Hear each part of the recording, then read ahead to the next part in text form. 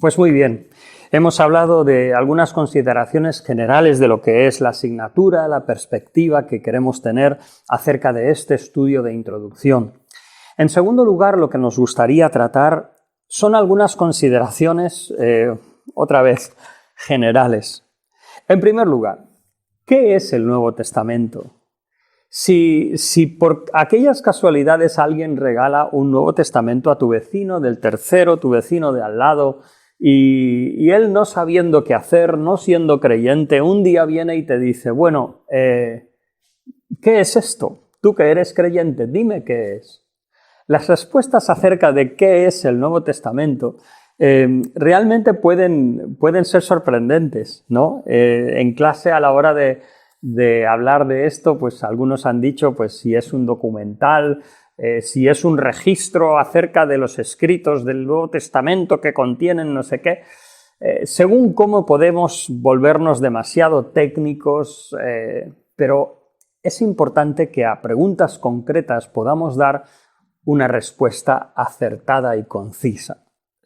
Bien, diremos que el Nuevo Testamento, la palabra testamento, cuando hablamos en griego, diatheke, o cuando hablamos aún en latín, testamentum, en ambas lenguas, más que la connotación actual de testamento, que es más ese documento donde se expresa lo que alguien que ha fallecido, pues deja como legado a sus descendientes o personas allegadas. Testamento realmente significa acuerdo. Diatheke significa acuerdo o pacto. Entonces, cuando decimos ¿qué es el Nuevo Testamento? El Nuevo Testamento es el conjunto de términos que expresan la relación de Dios con el hombre en base a la muerte y resurrección de Jesucristo. O sea, así como el Antiguo Testamento podríamos decir que es el conjunto de aquellas estipulaciones que Dios estableció en su relación con el pueblo del Antiguo Pacto, ¿no? La ley de Moisés, el pueblo de Israel, pues en el Nuevo Testamento decimos que expresa las condiciones o los términos que consiste la relación entre Dios y el creyente, o entre Dios y las personas. Ese es el Nuevo Testamento. El Nuevo Testamento quizás diríamos que contiene tres partes. Una parte es el registro histórico de la vida de Cristo. Eso quiere decir aquellos eventos, acciones y enseñanzas que Jesús nos dejó, que nos dejó su vida aquí en la tierra. En segundo lugar, tenemos otra sección que es cómo la Iglesia en sus primeros pasos entendió, expresó y vivió esos mandamientos, esa enseñanza que recibió del Señor Jesucristo. Y en tercer lugar tenemos las epístolas, que en las epístolas lo que tenemos es la explicación de la vida y obra de Jesús en la cruz. Y además tenemos la aplicación de las enseñanzas de Cristo a la Iglesia. Una característica que veremos cuando tratemos los evangelios es que los evangelios presentan el consejo de Dios en formato breve, directo y a veces inconexo una parte de otra. ¿Qué quiere decir? Pues que el Señor Jesús, por ejemplo, nos diría: esforzaos por entrar por la puerta estrecha, porque estrecha es la puerta, angosto el camino que lleva a la vida, pero ancha es la puerta, espacioso el camino que lleva a la perdición. ¿Vale? Nos ha comunicado una porción muy valiosa de verdad que viene de los labios de nuestro Señor, pero ¿qué quiere decir? ¿Cómo se aplica? ¿Significa que la salvación es fruto de mi esfuerzo? Veremos que no. ¿Significa que la salvación es fruto de una fidelidad, a una estrechez, a una negación propia? Pues no. ¿Cómo se entiende esa enseñanza? Pues podemos ver el ejemplo de la iglesia primitiva en el libro de los Hechos y luego podemos ver la enseñanza de las epístolas donde nos explica concretamente cómo se aplican esas verdades expuestas, permitidme decirlo así, en forma primitiva, cómo se aplican concretamente a la iglesia. Ese es el Nuevo Testamento. Así que por la obra, la vida y la enseñanza de Jesús, por el desarrollo de la iglesia y luego por la explicación de esas enseñanzas y esa obra de Jesucristo en las epístolas, tenemos que, como hemos dicho, el Nuevo Testamento son los términos en que consiste la relación que Dios ofrece para tener con los hombres. Bien, para comprender el Nuevo Testamento, bueno, hay una cosa importante a la hora de pensar en esos términos de la relación de Dios con el hombre, según el Nuevo Testamento y según el Antiguo Testamento. Solo lo voy a mencionar porque quizás esto es un tema a desarrollar más en una clase de hermenéutica o una clase, que es lo mismo, de interpretación bíblica. Deciros que en el entorno cristiano hay dos perspectivas de cómo mirar al Antiguo y al Nuevo Testamento. Las denominaciones más históricas, presbiterianas, reformadas, metodistas, tienen una perspectiva donde entienden que hay dos puntos que me gustaría resaltar en esta diferencia de forma de ver al Antiguo y al Nuevo Testamento. Una es la teología del pacto. ¿Qué quiere decir? Pues quiere decir que entienden el pueblo de Israel y la Iglesia como un solo pueblo. Y la Iglesia quizás como una extensión, un cumplimiento del mismo pueblo de Dios del Antiguo Testamento.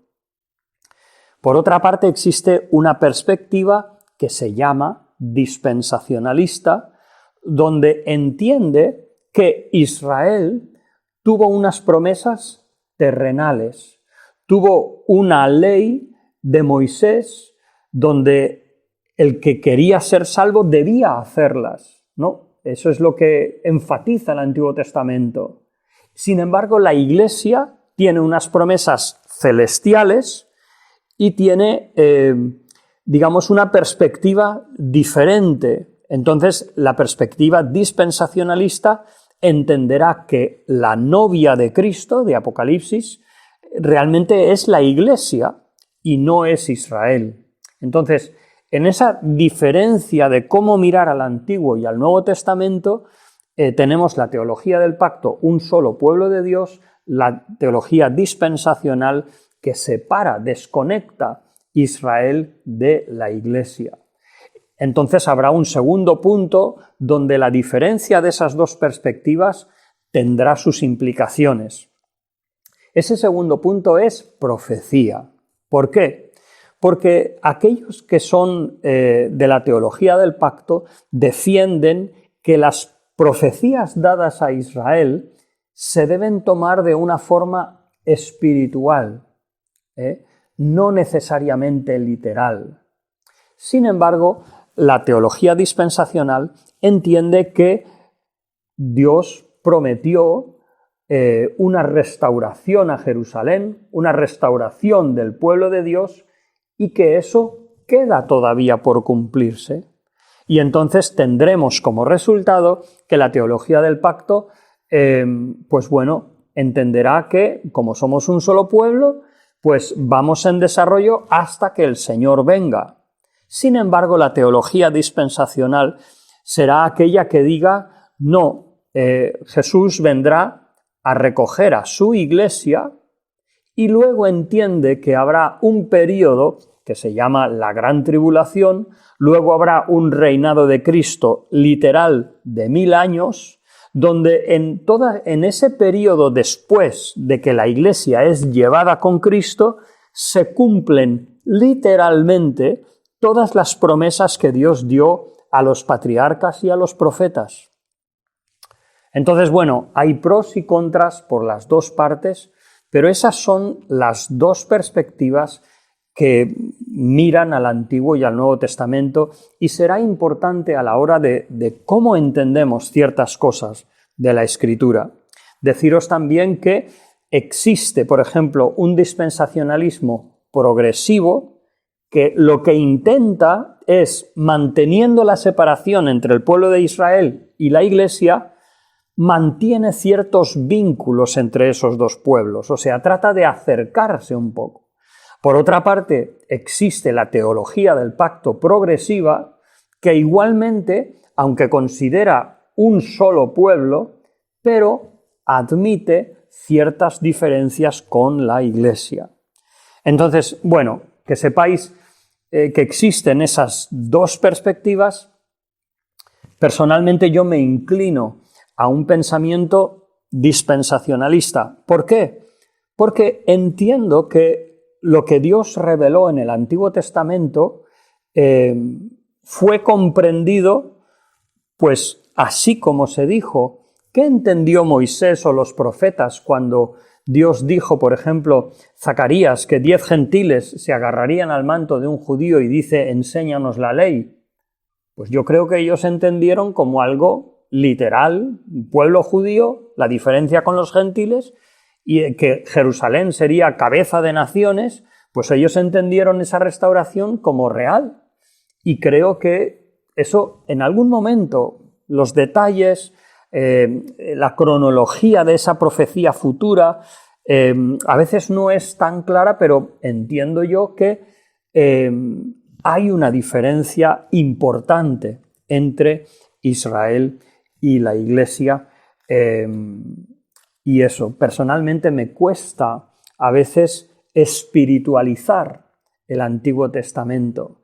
Me cuesta ver que el pueblo judío tuviera tanto discernimiento en el Jesús que iba a venir. Lo que leemos es que ellos ponían confianza en la revelación que recibían de Dios, en el culto que había sido revelado a ellos, y ellos eran obedientes y respondían en fe a lo que Dios les pedían. Y en esa fe, yo entiendo que son salvos. Pero eso, creo personalmente pues que hay una diferencia entre el Antiguo y el Nuevo Testamento. Bueno, eso es simplemente un comentario acerca de dos perspectivas de mirar al Antiguo y al Nuevo Pacto. Una cuestión importante acerca de cómo comprender el Nuevo Testamento. Estamos todavía viendo algunas consideraciones generales antes de entrar directamente en los evangelios o en el entorno histórico. Es importante entender que para comprender el Nuevo Testamento hemos de reconocer una diversidad literaria. No es lo mismo cuando las Escrituras narran que cuando las Escrituras mandan. Por ejemplo, la cuestión vendrá con el libro de los Hechos. ¿El libro de los Hechos es normativo o es narrativo? Si decimos que el libro de los Hechos es normativo, entonces tendremos que vivir todos en comunidad, despojarnos de todos nuestros bienes, ponerlos a los pies de los apóstoles para satisfacer las necesidades de comida de la gente, etcétera, etcétera. Tendremos que tomar todo lo que dice el libro de los Hechos y cumplirlo como que eso debe ser la realidad de nuestro tiempo. Eso es si decimos que el libro de los Hechos es normativo. Ahora, más bien, nosotros creemos que el libro de los Hechos es un libro de narrativa. ¿Qué quiere decir? Pues que nos narra el desarrollo de la Iglesia y sí, nos muestra patrones de los que podemos extraer unos principios que aplicar a nosotros. Entonces, claro que hablaremos del amor fraternal, claro que hablaremos de perseverar en la doctrina de los apóstoles, en partir el pan, pero no tomaremos normativo, por ejemplo, que la cena del Señor es una cena con comida. No tomaremos como normativo que todos los días tenemos que tener culto porque así lo hicieron y eso tiene que ser una norma para nosotros. No, es una narrativa de cómo la Iglesia se desarrolló. Esa es la importancia de reconocer la diversidad literaria del Nuevo Testamento. Tenemos parábolas, por ejemplo. A veces he oído predicadores y no me ha parecido bien cuando alguien dice, por ejemplo, que el Señor enseñó por parábolas para aclarar las cosas. Igual que nosotros cuando hablamos con nuestros hijos o eso, pues usamos símbolos o figuras. De ninguna manera. Cuando leemos en Mateo, por ejemplo, capítulo 13, lo que vemos allí es que las parábolas era para que la gente oyese y no entendiese. ¿Qué quiere decir? Si leemos el contexto, encontraremos que había gente que oía al Señor sin mayor profundidad, sin mayor interés. Y entonces el Señor dice, para ellos no son conocer los misterios del reino de los cielos. Ellos escuchaban la historia del trigo y la cizaña y decían, qué interesante, pero no sabían qué quería decir. Sin embargo, cuando el Señor le dice a los discípulos, no, el trigo es la buena simiente que sembró Dios, la cizaña son los hijos de este siglo, los segadores son los ángeles. Entonces el Señor explica en detalle la parábola a sus discípulos. Entonces es importante entender qué son las parábolas, qué intención tienen y cómo podemos intentar desgranar o discernir la enseñanza de aquellas parábolas que el Señor no nos da una explicación concreta. Pero esa es la diversidad literaria. No es lo mismo la enseñanza o cómo entender un pasaje de los Evangelios, de los Hechos, de las Epístolas o de Apocalipsis. Igualmente, hay una diversidad de perspectivas teológicas que es importante entender. Hemos de entender, por ejemplo, la diferencia de cuando una iglesia hebrea en los inicios de la iglesia expresa de que debían abstenerse de ahogado, de lo sacrificado a los ídolos, y hemos de entender la diferencia de cómo se desarrolla la teología del Nuevo Testamento, el mensaje del Señor y la aplicación del apóstol Pablo, su enseñanza a una iglesia que predominantemente era gentil. Y entonces, en la epístola a los Corintios o en la epístola a Romanos, pues se trata de la carne sacrificada a los ídolos, por ejemplo, de una manera un pelín diferente, con otro matiz, con otra dirección. Entonces, es importante reconocer la diversidad literaria del Nuevo Testamento, la diversidad de perspectivas de quién lo escribe y a quién lo escribe. Una de las diferencias claras que tenemos, que no es contradicción para nada, sino que es una consecuencia lógica de un momento concreto y una audiencia concreta, es la Epístola de Santiago, escrita, según entiendo, una de las primeras epístolas, o quizás yo diría la primera epístola en ser escrita, más o menos año 45, a una iglesia que está en formación y habla pues contundentemente en contra de, digamos, la carencia de los judíos en conocer la ley pero no hacerla, en ser oidores de la palabra pero no hacedores, y cómo Santiago enfatiza que la fe tenga su fruto.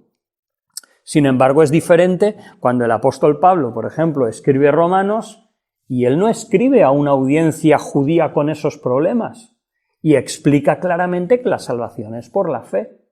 No hay ninguna contradicción. La contradicción es cuando ignoramos que el autor está escribiendo a diferentes audiencias y esas audiencias tienen diferentes presuposiciones y necesitan un aspecto de la misma verdad apropiada a sus necesidades.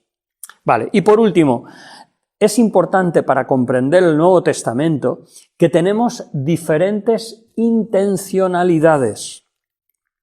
Bueno, por ejemplo, tenemos algunos mandamientos, tenemos también algunos consejos, tenemos algunas descripciones detalladas, pero tenemos también algunas hipérboles. Alguno a lo mejor oyendo de hipérboles se extrañará, pero déjame dar un ejemplo. Por ejemplo, Hechos capítulo 2, se nos dice que había allí gente de toda nación.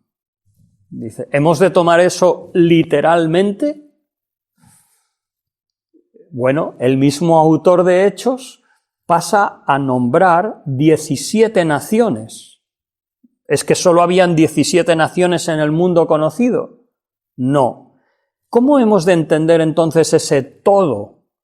Pues lo hemos de entender como una designación general y, si me permitís, un poco hiperbólica, de que, había gente de todo el mundo el día de Pentecostés escuchando el mensaje de Pedro. Entonces, ¿cuál es la intención? La intención es hablar de la variedad de personas que había allí. No hemos de tomar ese todo exclusivamente de forma literal porque nos equivocaremos. Otro ejemplo, por ejemplo, en 1 Corintios capítulo 10, cuando el apóstol Pablo advierte contra la idolatría y esas cosas y dice que en un día en el Antiguo Testamento el Señor juzgó, murieron 23.000 personas. Y dices, ¡wow! Sí, la palabra del Señor no tiene errores, es inspirada, plenaria, verbalmente. ¿Significa que tuvieron que ser 23.000 justos? ¿Que no podían ser 23.132 o 22.945? ¿Tuvieron que ser 23.000 justos? No, es una aproximación. Es como si yo te pregunto, ¿a qué congregación asistes? ¿Y cómo es esa congregación? Y tú me dices, bueno, esa congregación más o menos son de 50. A lo mejor yo te podría decir, no, mentira, no son 50, son 49. Y tú dices, hombre, no es mentira, te he dado una aproximación. Entonces, igualmente, es importante discernir en el Nuevo Testamento la intencionalidad del escritor para saber si es una hipérbole, si es una noción general, si es una descripción en detalle o cuál es la intención del escritor. Bueno, estas cosas lo que intentan, estas observaciones de que para comprender el Nuevo Testamento pues debemos reconocer su diversidad literaria, diversidad de perspectivas teológicas o de diversas posturas teológicas en la audiencia a quien va dirigida, o cuando hablamos de diferentes intencionalidades, lo que pretenden es dar una pequeña imagen de que el Nuevo Testamento es un escrito complejo, en el sentido de que es muy rico en circunstancias, en enseñanzas, y que por eso es que estamos aquí estudiando el Nuevo Testamento, porque queremos conocer un poco más en profundidad esa complejidad de cómo Dios nos ha transmitido su palabra y su consejo. Muy bien. Muy bien. Quisiera dar una clasificación acerca del Nuevo Testamento.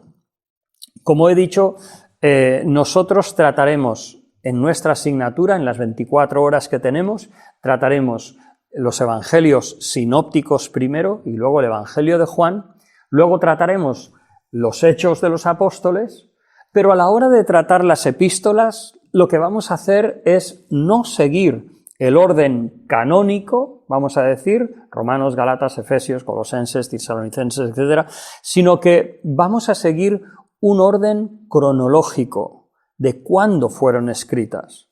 Entonces, primero estudiaremos la epístola de Santiago, estudiaremos también Hebreos por ser una epístola que, aunque no fue en ese momento, pero es dirigida al pueblo hebreo, o a una congregación, mejor dicho, de naturaleza hebrea, o sea, que venían del pueblo judío y creyeron en el Señor desde ese trasfondo. Y luego entraremos en Gálatas, fruto del primer viaje misionero de Pablo, primera y segunda de Tesalonicenses, segundo viaje misionero, Romanos Corintios, tercer viaje misionero, luego las epístolas que Pablo escribió en la cárcel, aquellas que escribió en el período entre dos encarcelamientos y luego en el último encarcelamiento antes de ser ejecutado. Bien, aquí lo que tenemos es una gráfica para empezar a intentar tener una idea general del Nuevo Testamento. Tenemos tres tipos de escritos. Uno, históricos, otro que son epístolas y otro que es profecía. Cada uno un carácter muy diferente, ¿verdad? Lo que es historia, lo que tenemos básicamente bajo la categoría de libros históricos son los evangelios y el libro de los Hechos. Creo que no es necesario concretar mucho más. Luego tenemos una categoría amplia que son las epístolas. Primero tenemos las epístolas de Pablo y luego tenemos estas epístolas generales. Las epístolas de Pablo las clasificamos en 4 categorías. Primero son las epístolas que fueron escritas durante sus viajes misioneros. Hemos de entender que las epístolas, así como los evangelios, son géneros literarios en sí. Las epístolas son un tratamiento, una respuesta o una expresión del apóstol Pablo, en este caso, para suplir unas necesidades específicas de unas iglesias donde él había estado sirviendo, o unas necesidades particulares hacia unos colaboradores que Pablo tenía, como es Timoteo o Tito. Pero en todos los casos son situaciones concretas, específicas, donde el propósito y el entorno de la congregación a la que va escrito son importantes a la hora de entender el mensaje de esa epístola. Son epístolas de Pablo y dentro de esas son las que escribió durante sus viajes misioneros. Luego, entendemos por la Escritura que hay 2 encarcelamientos de Pablo. ¿Por qué? Bueno, tanto en Colosenses, Efesios, Filemón o Filipenses, Pablo expresa que está en prisiones.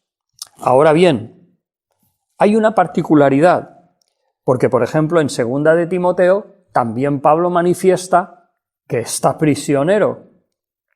Pero en Colosenses, Efesios, Filemón, por ejemplo, Filipenses particularmente, Pablo en el primer capítulo dice que siente como que por el testimonio del Espíritu Santo, por las oraciones de los filipenses, Pablo va a ser concedido a los filipenses, como que va a ser liberado de prisión y va a poder servir a esos queridos hermanos que él llevó a Cristo.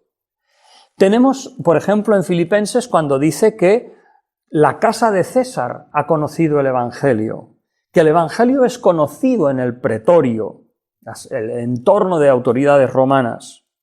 Sin embargo, en 2 de Timoteo, lo que tenemos es un apóstol que dice: yo ya estoy para ser ofrecido, el tiempo de mi partida está cercano. Ya Pablo se siente que ha corrido la carrera, ha peleado la buena batalla y le espera una corona de justicia. Es una perspectiva diferente y entendemos que 2 de Timoteo está hablando de un encarcelamiento ya que está al borde de su ejecución, entendemos, por Nerón en el año 98. Por otra parte, tenemos que en Timoteo o en Tito, tenemos por ejemplo que se menciona Nicópolis, se menciona el ministerio del apóstol en Creta, lugares que no se mencionan en ninguno de los viajes misioneros, primero, segundo y tercer viaje misionero, antes de que fuera arrestado en Jerusalén.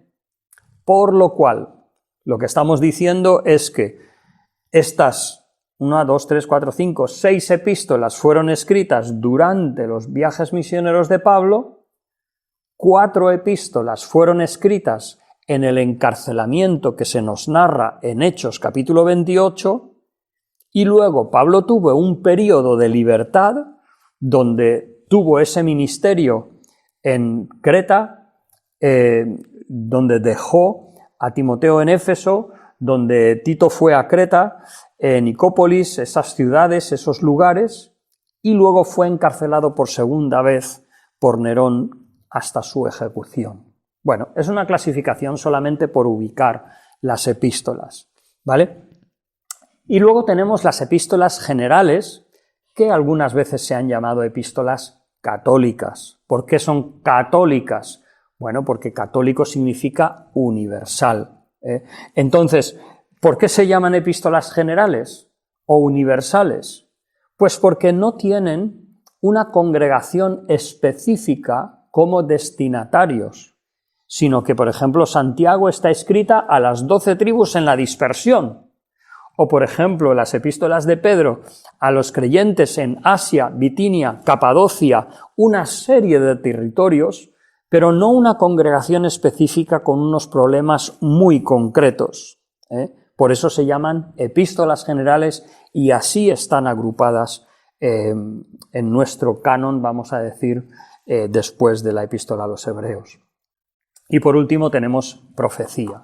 Muy bien, esta clasificación es importante para aquellos que tomáis la clase por crédito, porque puede que se os pida rellenar este gráfico. Es una manera eso de memorizar y hacer un primer esquema de lo que es el Nuevo Testamento.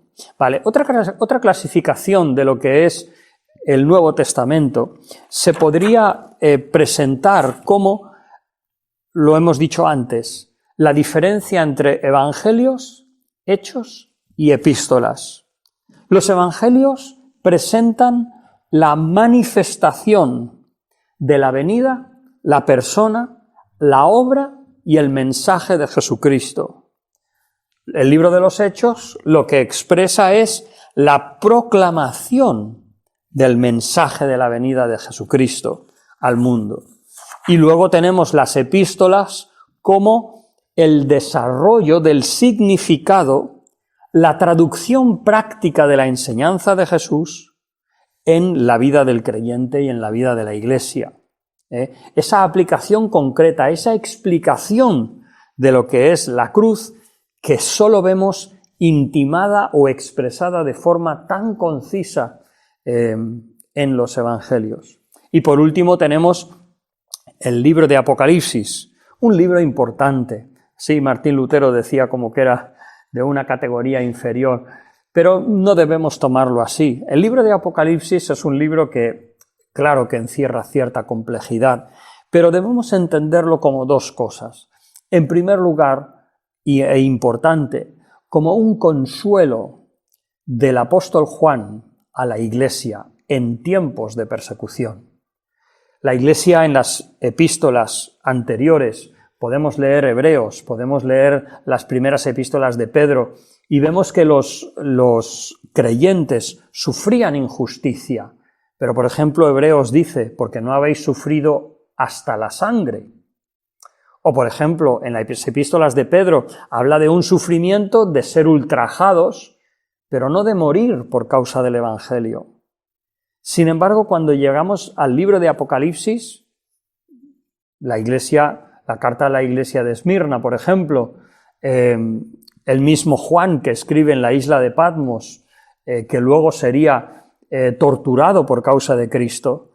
Entonces, es una carta escrita cuando hay una persecución más profunda, y el apóstol Juan lo que hace es escribirles acerca, pues, del triunfo del Señor Jesucristo, del Evangelio, por encima de las condiciones que la Iglesia estaba viviendo, para la esperanza del creyente y de la Iglesia.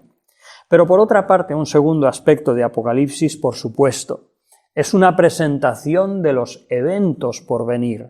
Como dice, escribe lo que es, lo que era, lo que es y lo que ha de venir. Y es lo que escribe el apóstol Juan, no solamente un consuelo actual, sino cómo será el cumplimiento de todas las cosas, y ahí veremos un poco cómo tomar esas palabras y cómo tomar en general el libro de Apocalipsis. Una cuestión más en cuanto a consideraciones generales del Nuevo Testamento, y tiene que ver con el orden de los libros del Nuevo Testamento. Eso, otra vez, nos hace dar cuenta de lo que es la importancia del texto bíblico, pero otras cosas que no son tan importantes, y eso es el orden. ¿Cómo fue que los libros del Nuevo Testamento fueron agrupados? Evangelios, Hechos, Epístolas de Pablo, Epístolas generales y Apocalipsis. Pues bien, siglos II y III, como dicen nuestras notas, el orden de cómo se fueron agrupando estos libros fue fluctuando, y para el siglo V es cuando encontramos una diferencia, quizás, donde los manuscritos griegos, aquellos manuscritos que ya han sido agrupados en un códice, que ya no son un rollo, no son rollos, sino son códices, quiere decir manuscritos unidos por un lomo, como si fuera nuestro libro. Entonces, los manuscritos griegos presentan primero evangelios, luego hechos, pero luego las epístolas universales, luego las epístolas paulinas y luego Apocalipsis. Y ese es el orden que está, por ejemplo, en el Código Vaticano, Sinaítico, Alejandrino y el Código de Efraín. También es el orden presentado en uno de los padres de la Iglesia, Cirilo de Alejandría, o en el Concilio de la Odisea, o Atanasio, o otros. Pero, sin embargo, la Iglesia latina, la Iglesia de Occidente, el orden que tuvo fue primero evangelios, luego hechos, luego epístolas de Pablo, con Romanos como primera. ¿Por qué? Porque Romanos es la epístola, digamos, casi más sistemática, más comprensiva de lo que es la enseñanza del Evangelio. Y entonces esa se pone como primera y luego el resto. No están distribuidas de forma cronológica. Entonces el orden de libros de la Iglesia latina es el que tenemos: Evangelios, Hechos, Epístolas de Pablo, Epístolas universales y Apocalipsis. Y es el orden que aparece pues por Ireneo, Clemente de Alejandría, Orígenes, Agustín, Jerónimo, también en la Vulgata, en los concilios de Cartago, 397, 419. Eso. Aparte de, por ejemplo, Orígenes, que hizo un intento de ordenar los libros según la fecha que ellos entendían de su composición. Pero bueno, en estas cosas lo que vemos es que el orden, no sé si os aprendisteis los libros del Nuevo Testamento por orden alguna vez en la escuela dominical o eso, pero que sepamos que ese orden no siempre fue el mismo, el orden en sí no es inspirado.